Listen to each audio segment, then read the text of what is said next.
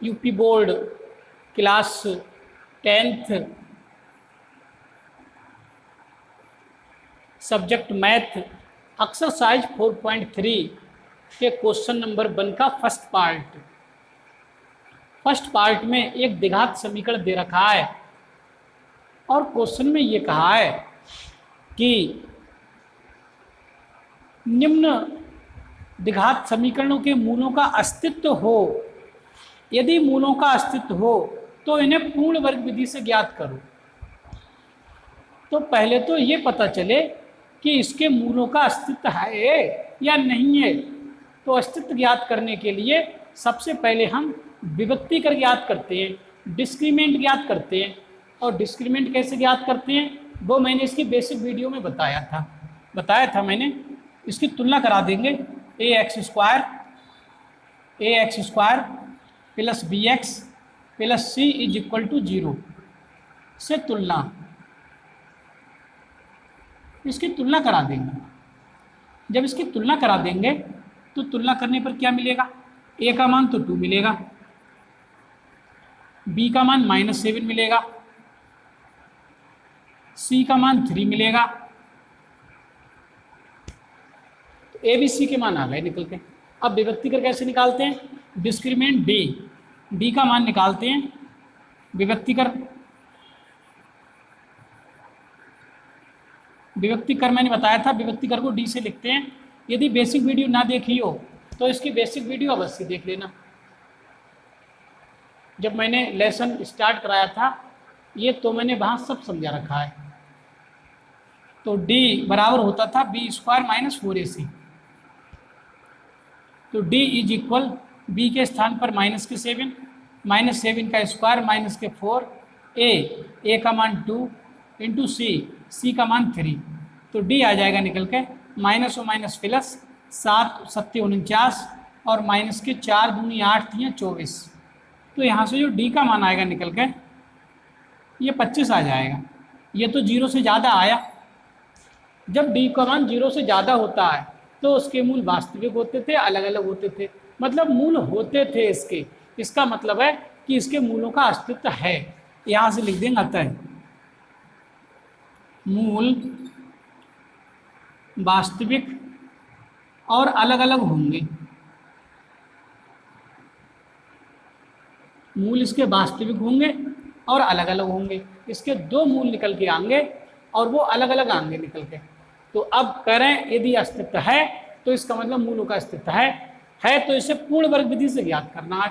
वैसे तो हम इसके फैक्टर भी कर देते, फैक्टर विधि से निकाल देते, लेकिन क्वेश्चन में कहा है पूर्ण वर्ग विधि से। तो पूर्ण वर्ग विधि से करा रहा हूँ, ध्यान दें। अब समीकरण लिख रहा हूँ यहाँ से 2x square minus 7x plus 3 is equal 0।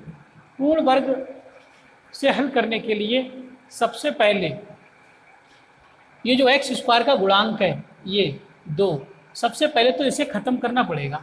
इस 2 को मैं समाप्त कर दे रहा हूँ। कैसे, इस समीकरण में 2 से भाग कर दे रहा हूँ। जब 2 से भाग कर देंगे इसमें तो ये मिलेगा, यहाँ लिख दे रहा हूँ 2 से भाग करने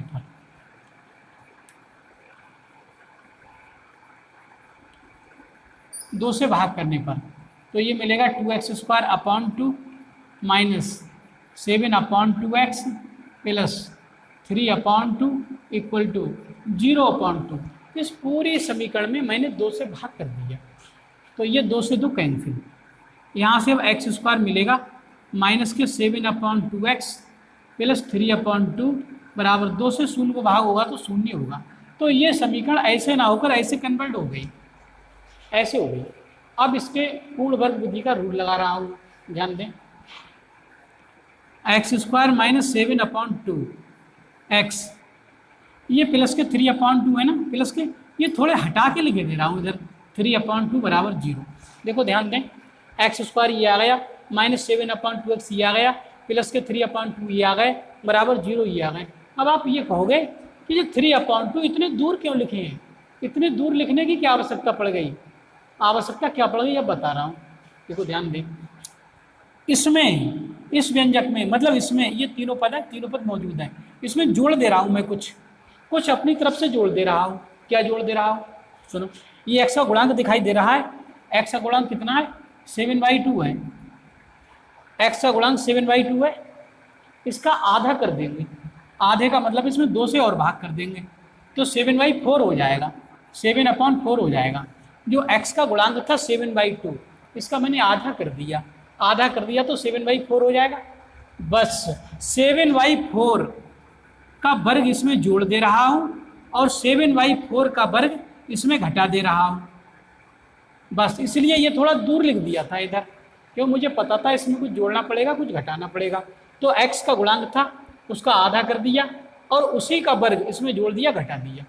ठीक, अब ध्यान दें, यहाँ से यहाँ तक, यहाँ से यहाँ तक a की घात 2 प्लस b की घात 2 माइनस 2ab वाली फॉर्म बन गई। तो ये मिल गया a माइनस बी का whole square, a minus b के स्थान पर 7/4 a माइनस बी का होल स्क्वायर, ये बन गया।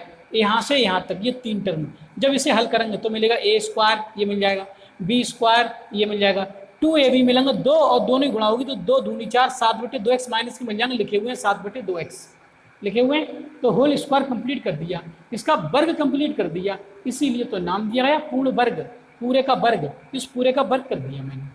ठीक, बचा क्या, ये तो सब काम में आ गए, यहाँ से यहाँ तक ये बचे माइनस के, ये 7 7 49 बटे नीचे 4 चौक 16 ये बचे और प्लस के 3/2 ये बचे, इज इक्वल 0। ये जो बचा जो काम में नहीं आया वो भी मैंने लिख दिया। अब इन दोनों को हल करे ले रहे हैं तो ये कितने मिलेंगे, सुनो, x माइनस 7/4 का होल स्क्वायर तो ऐसा ही माइनस, जब इन दोनों को हल करेंगे तो ये माइनस के ये प्लस के, इनका हल कितना आएगा वो बता रहा हूँ। तो इधर ही कर दे रहा हूँ हल। ये माइनस के 49/16 है प्लस ये 3/2 है, ये भिन्न है।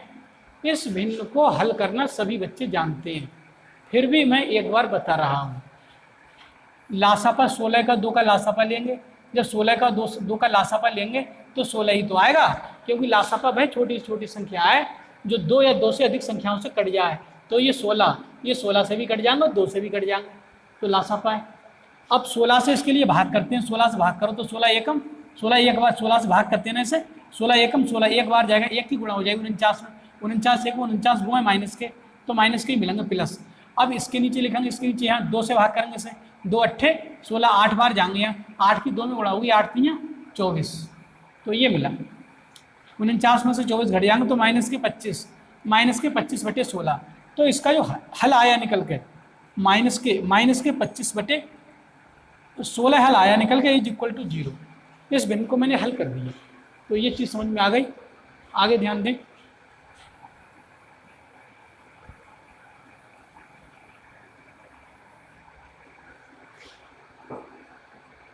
इसे भी मिटाई दे रहा हूँ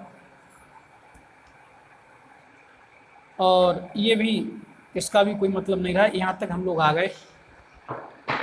अब यहाँ से मिला क्या, ध्यान दें, x माइनस 7/4 का होल स्क्वायर माइनस ये 25/16 है, इसका भी वर्ग बना देंगे, 5/4 का वर्ग है, 5/4 का वर्ग बराबर 0, 5 5 25/4 चौक 16। अब इसमें एक फार्मूला लगा रहा है, a की पावर 2 माइनस b की पावर 2, एक फार्मूला लगा रहा हूँ मैं, एक सूत्र लगा रहा हूँ। ये सूत्र सब लोग पढ़ के आए पीछे, a की पावर 2 माइनस b की पावर 2, इसका फार्मूला होता है एक ब्रैकेट में a प्लस b मीन्स इनका जोड़, एक ब्रैकेट में a माइनस b। तो इस सूत्र को भी ध्यान रखें, ये सूत्र है, इस सूत्र का प्रयोग कर दे रहा हूँ। इसमें a की घात 2 माइनस b की घात 2, तो एक में इन दोनों का जोड़ हो जाएगा और एक ब्रैकेट में इन्हीं दोनों का घटाया हो जाएगा। तो जोड़ कर दे रहा हूँ, x माइनस 7/4 प्लस 5/4, एक में तो इन दोनों का जोड़ हो गया और एक में इन्हीं दोनों का घटाया। पहले ये x माइनस 7/4 a और माइनस b के स्थान पर 5/4 बराबर 0। तो इनके फैक्टर कर दिए, एक में जोड़ एक में घटाया बराबर 0। ऐसे ही ये हल हो जाएगा x। इन दोनों के हर बराबर है, हर बराबर है, इसका हर 4 है, इसका भी हर 4 है, तो -7 में से प्लस के 5 घट जाएंगे, -7 में से प्लस के 5 घट जाएंगे तो माइनस के 2 बचेंगे और बटे हर तो बराबर है, दोनों के तो 4 ही आएगा हर में। और यहाँ से x, ये माइनस के 7 ये माइनस के 5 ये, तो हर बराबर हैं दोनों के, हर बराबर होते तो अंश जुड़ जाते हैं, -7 -5 माइनस के 12, तो ये माइनस के 12 हो गए बटे नीचे 4 इज इक्वल टू 0।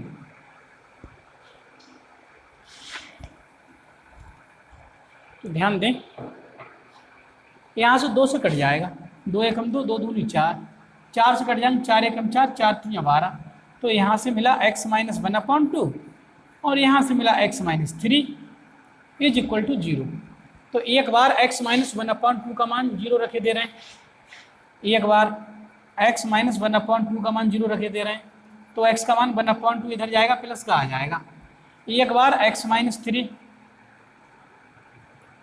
बराबर 0 रखे दे रहे हैं, तो x का मान 3 इधर जाएगा, प्लस का आ जाएगा।